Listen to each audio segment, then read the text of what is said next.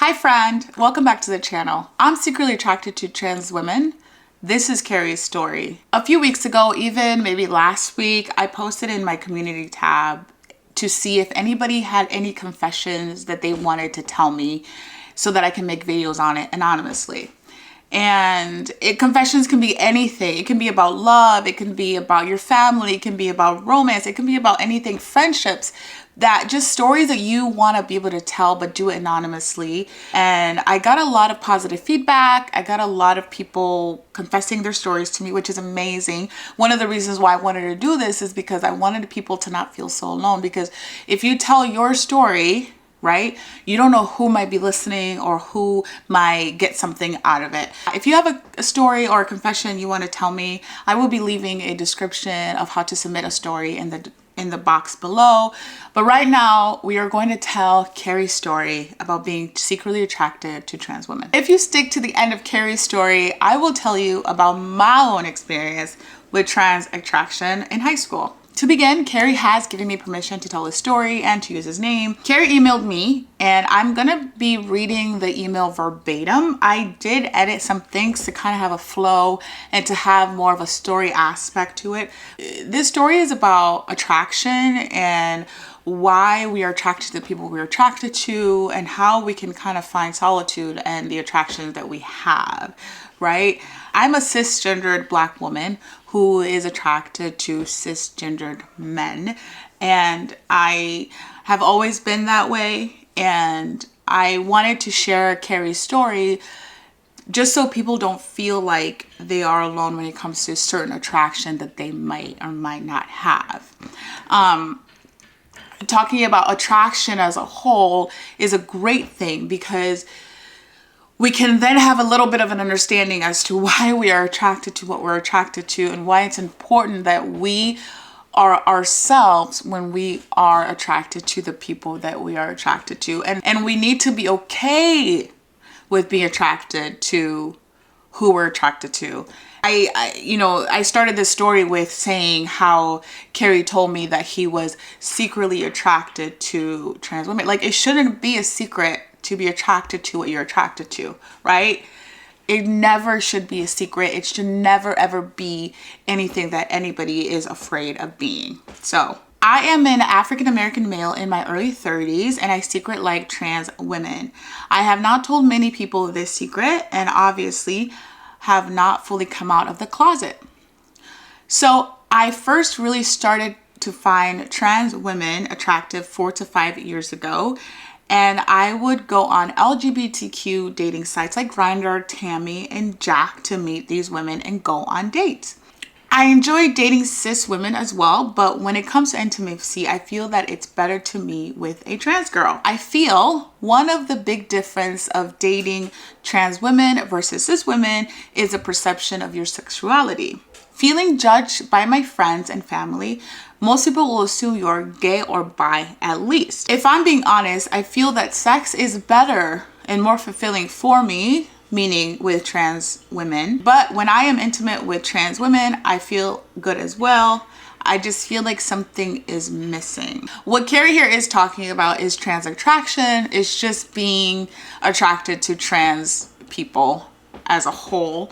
As I said earlier, I'm a cisgendered woman who dates cisgendered men, and I'm straight. I have been straight and I date straight men, so I really don't have a lot of concept as to what this is or what this world is. Kind of new to me, so I'm learning a lot as I go too.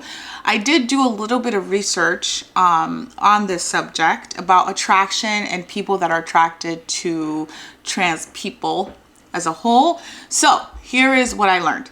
According to psychologytoday.com and the Journal of Social and Personal Relationships, a 2019 study asked about 958 online participants, mostly young adults in Canada and the United States, which gender identities they would prefer to date. In the sample, 33% of heterosexual men, 1.8% of heterosexual women, 11.5% of gay men, and 28.8% of lesbian women said they would be interested in dating a trans woman or transgendered person in this case. Overwhelmingly, 51.7% of bisexual, queer, and non-binary people said that they would date a transgendered person. Now, I want to make it very, very clear. Carrie did not tell me whether or not he considers himself bisexual, queer,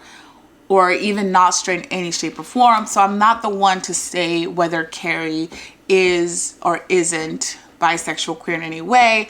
I'm just throwing this study out there because the chances of a queer non-binary person being attracted to a trans person is very, very, very high versus more heterosexual people being attracted to a trans person. So I have had my own experience with dating. A lot of the people that I date are outside of my race.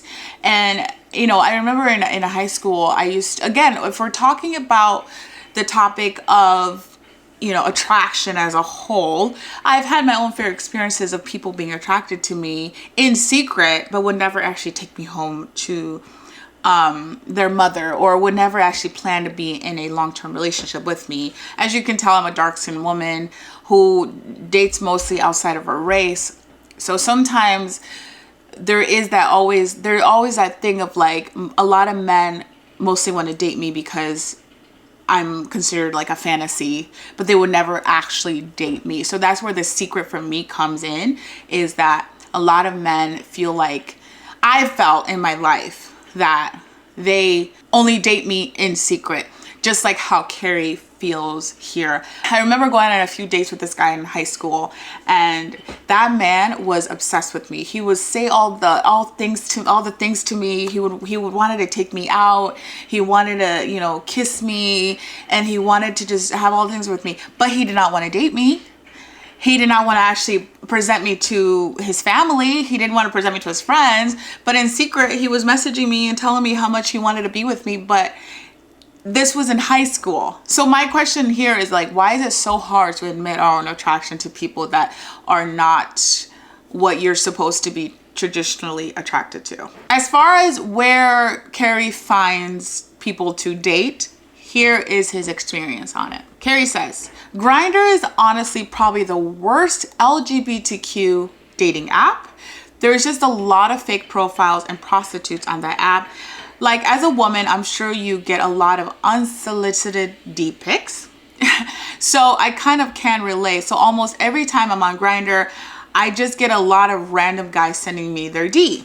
Like, I won't even have a profile pic or anything, and I'll get a random pic of a D in my inbox. Like, who the wants that? So I can somewhat relate when girls talk about getting random D pics.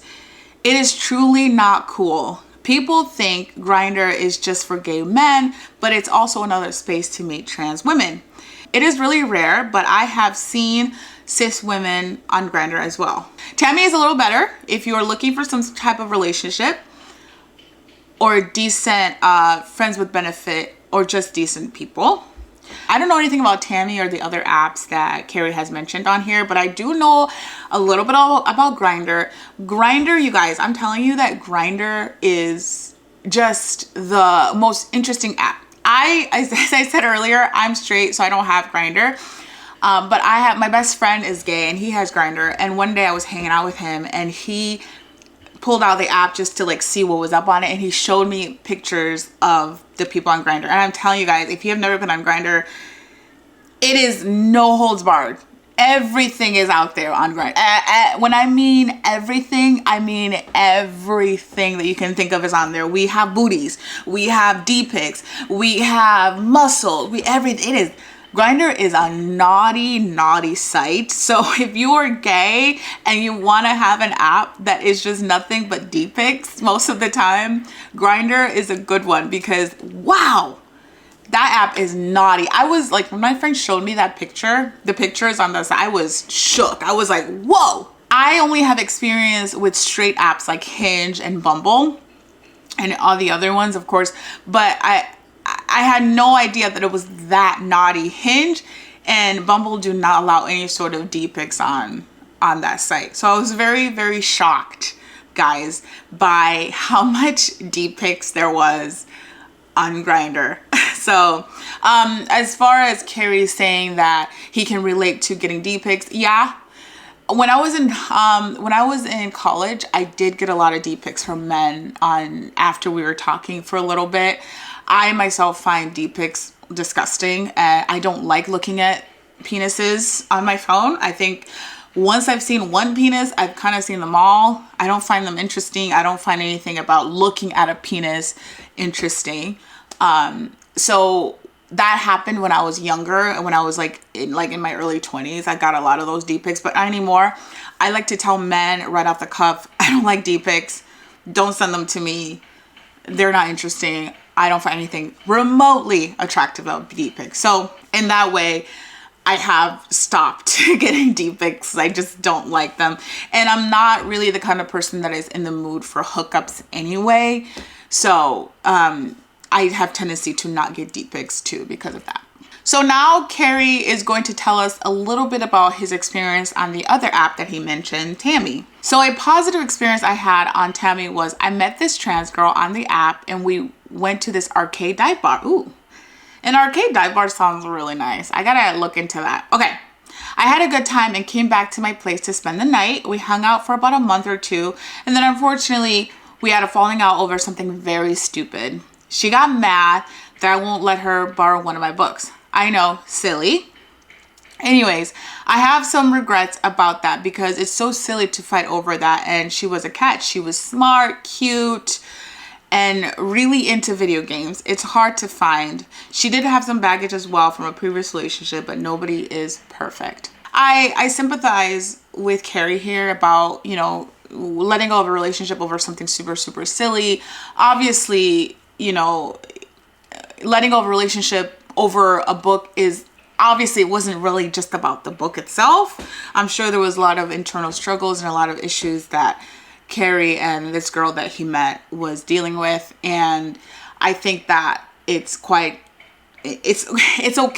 to let go of a relationship over something like that. But we also need to make sure that we know that we didn't just let go of a relationship because of a book. It wasn't about the book. It was explicitly about something else. The book was probably just a catalyst of the issues that Carrie and this girl have had to deal with. So I don't think it's necessarily silly. I just think it's a little bit like misguided, right?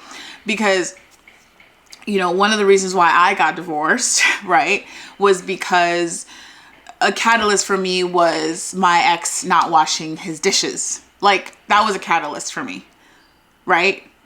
But we didn't break up because he wasn't washing his dishes. We broke up because, you know, I didn't feel like our relationship was moving forward. I didn't feel like he really wanted to stay married. Like, it's just like, it's things like that. The underlying issue was not the dishes. It was definitely something else. So I think that's the same case with Carrie here. So Carrie goes on to say, as far as coming out goes, my family will accept me, but it's just their perception of me that will change, and I have now fully accepted that I'm not straight. I guess I am on the gay bi spectrum when it comes to sexuality. I'm still trying to figure all this out. None of my family knows this about me except my cousin. I opened up to my cousin because we are pretty close and she is a non-judgmental person. She is mostly straight, but has had a relationship with other women. So we have that in common, where we both are in non-traditional dating relationships. I feel like I can confide and tell her anything, vice versa. One thing I will always stand by here is that it is very important that you know that no matter what you are going through, right? No matter what your experiences have been, no matter what no matter how you grew up, it is always important to know that you are not alone.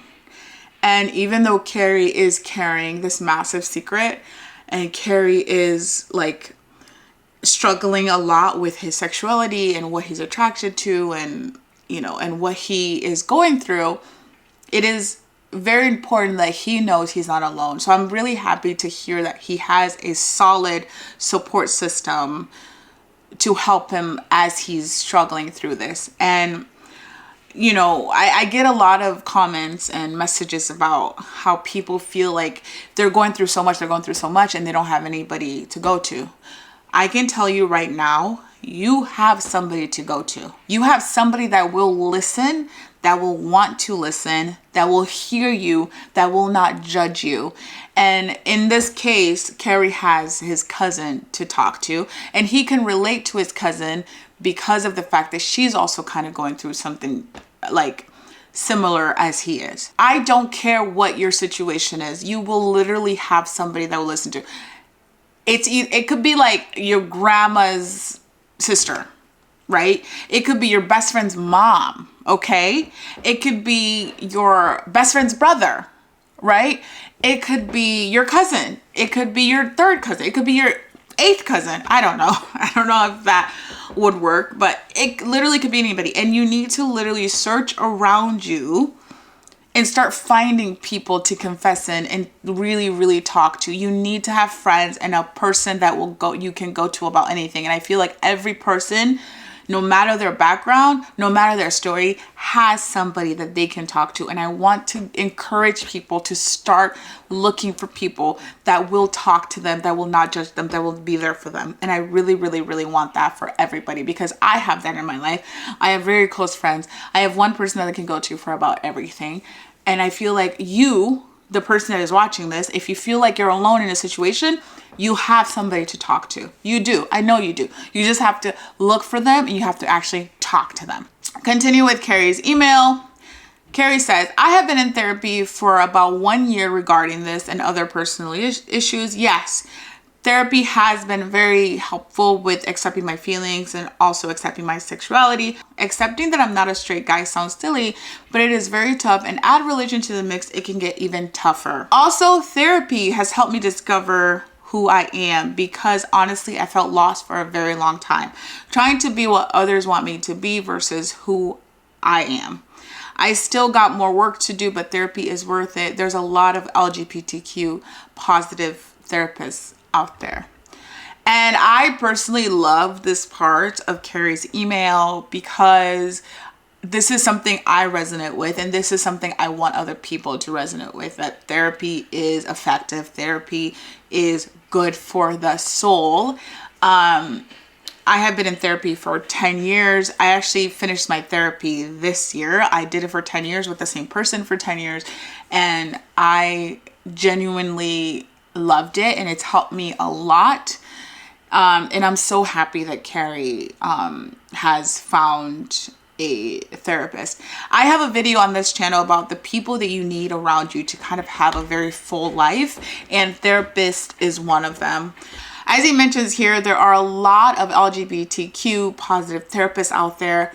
So if you have any LGBTQ resources for therapists, please leave them in the link below, and then I can maybe put together a list of resources for people to go to if they need help with finding an LGBTQ therapist.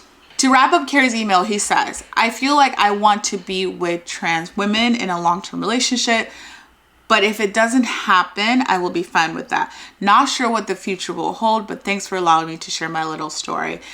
Well, thank you, Carrie, for sharing your story with us. I really hope that Carrie finds it within himself to be comfortable enough to date a trans woman publicly, and and come out to his family and say, you know what, I'm attracted to who I'm attracted to, and it doesn't matter. I'm happy that Carrie is close to his family, so he genuinely believes that they won't say anything to be against him, which is amazing. But I can understand why it would be a struggle to come with the term that you might not be as straight as you think you are.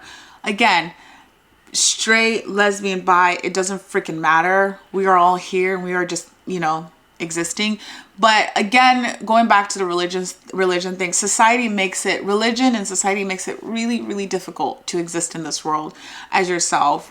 And I just really hope that Carrie one day will be comfortable enough to admit and live in a world where he is comfortable dating a trans woman really, really proudly.